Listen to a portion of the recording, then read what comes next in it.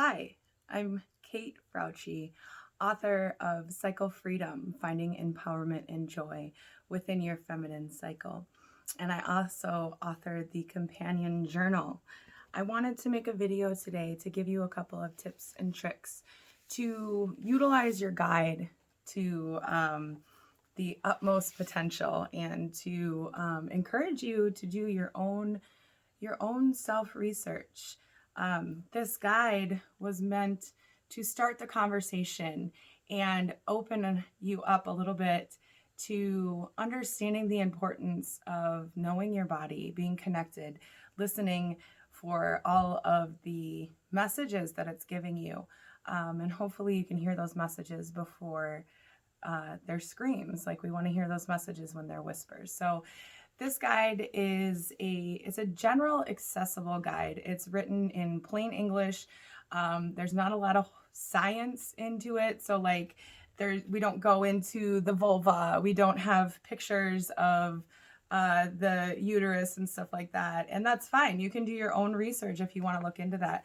But this is a guide that, like I said, it's accessible and it's written in plain language, and it's meant to help you start to tap into your own wise inner guide, to access that womb wisdom that we all have inside. So the cycle guide, it's beautiful. I'm very proud of it. And when you open it up, it just really, it tells you opening up.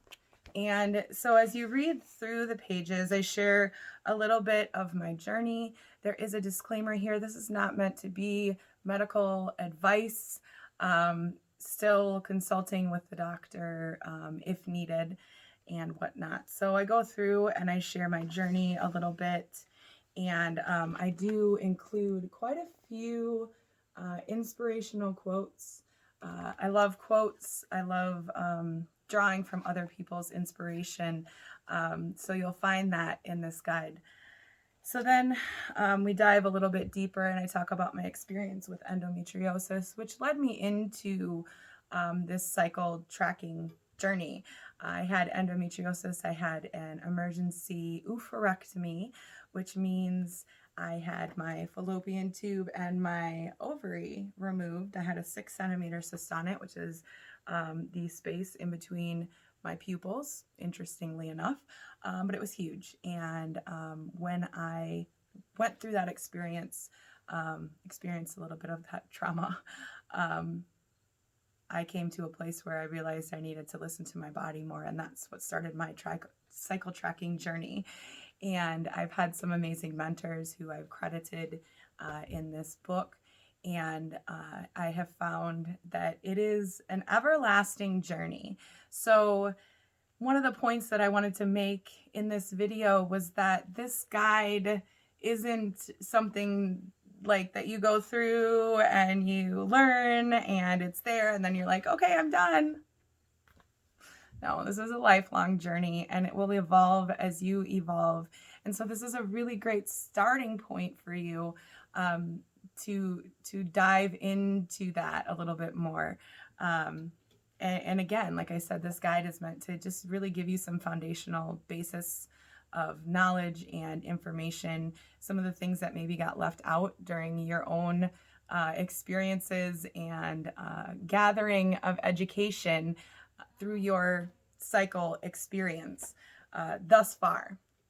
And so yeah, we go through and I talk a little bit about the fact that we're cyclical beings. We are connected with the earth in ways that I don't think that a lot of us even recognize or honor.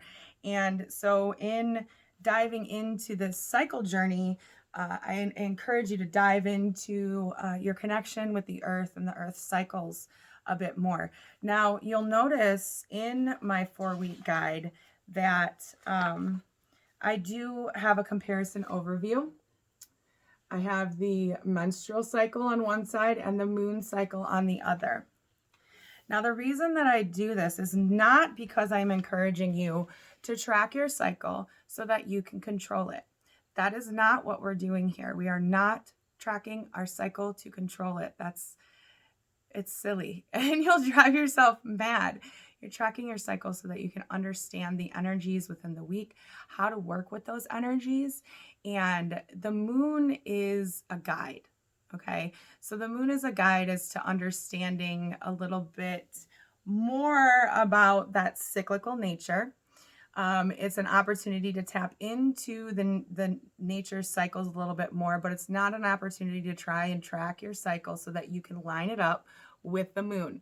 It's magical when you have a period on a full moon or a new moon. But I spent some time getting really frustrated with my body that it wasn't lining up. And so I just wanted to make that very clear. That's not the point. The point of tracking your cycle is not to try and link or sync your cycle to the moon's rhythms. If you start to track and notice the moon rhythms, you might notice that your body starts to adjust a little bit more because you're becoming more in tune. That's cool. But what you don't want to do is drive yourself mad trying to track it, trying to control it into 28 days or whatever.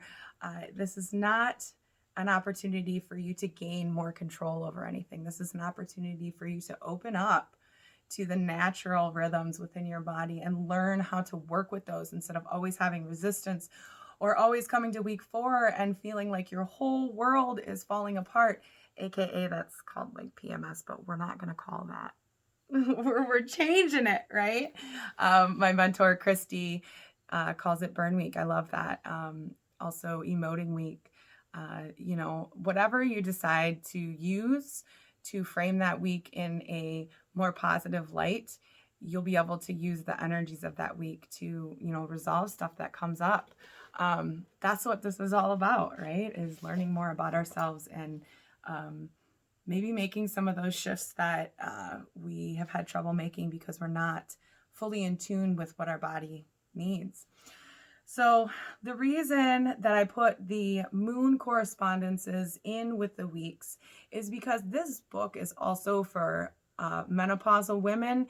It's also for young gals who are approaching that pubescent stage where they start to cycle, for men who are looking to get more in tune just with themselves and with the natural cycle. So that's why I put the moon correspondences there. I put the moon correspondences with each phase. So week 1 of your cycle, new moon, moon time, menstruation. Okay. So really what you want to be focused on is week 1, menstruation. If it happens to fall on the new moon, great. If it doesn't, that's okay too. But I wanted to put the moon correspondences in there for all of you folks who are not bleeding, weren't, born with those parts, whatever, wherever you're at in that journey. I wanted to make sure it was accessible to anybody. So if you are bleeding, if you are currently in that phase, just follow week 1 and the menstruation. And again, with the moon correspondences, that is, it's great if it lines up. I don't know how to describe like the powerful feeling of having a period on a new moon and really feeling that cleansing and that rebirth and stuff, but it doesn't happen for me like that anymore. It has shifted, but I've been able to understand those shifts and I've been able to celebrate whatever moon phase I'm in when I get the gift of mooning. So that's that. And then through the book too, I have written some moontime prayers, something to kind of keep you centered and focused on the energy of the week. And I've also included some stones and crystal support and essential oil support as well. So a lot of extras. And just a lot of really good basic information. The information up top kind of tells you what the energies of this week typically need, and just kind of things that you can do to work with the energies of this week, and then the ways that you can move your body, because movement is incredibly important in all arenas of your health and wellness journey, but it definitely makes a huge difference in your cycle. And I can I can say that to you because of personal experience. I did not move. I did not intentionally work my body. And 2 years later, it is a pretty regular, almost daily practice. I'm getting there. And it has made a huge difference, among other things. So yeah, that's why that's included in there. So we go through the weeks, and then at the end of each week, if there's any kind of additional support, I added that as well. So as you're going through, this is a pretty easy read. Like I said, you can kind of read through it, skim it, grab what's good for you. And, as you're going through the weeks, then learning about these things, I included a note for non-menstruating people and a note for premenopausal and menopausal women. This is something that I am learning more about. It's something that I'm not experiencing, but I think it's important as a menstruating woman to understand that change that will come, because if I understand it and I have the awareness around it, then it's going to make navigating those new energies and that new phase of my life so much smoother. And I'll be able to not meet it with resistance, but I'll be able to meet it with love and process it in the way that it wants to be processed. So even if you aren't anywhere near menopause, or maybe you're premenopausal and like, why should I be tracking my cycle? It's really important. And even afterwards, I kind of tell you how to use the moon. So it's like 3 or 4 days before the new moon, the dark of the moon, where you can sink in to nature's cycle and track your own unique cycle. Like I said, even if you aren't menstruating.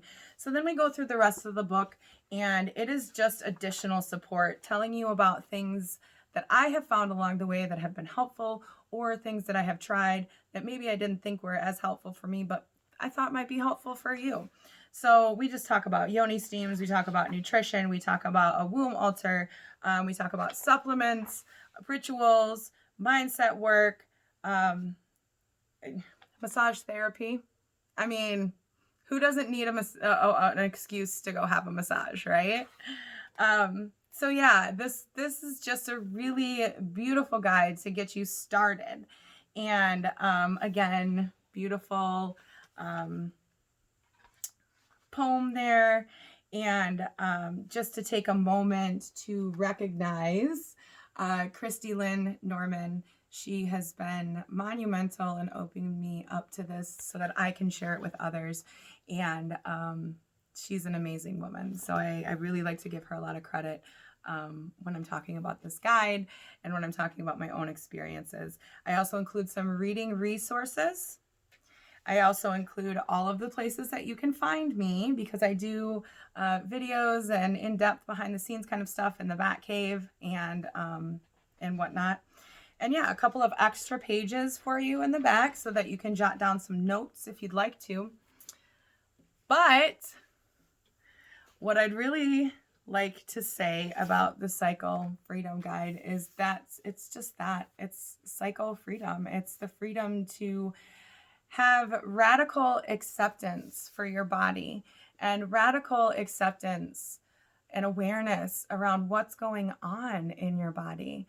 Your body worships you. Every cell lives for you. What are you doing to nurture that? What are you doing to nurture yourself? And if you're coming up with a blank, maybe it's time to step into this book. I am always available for questions.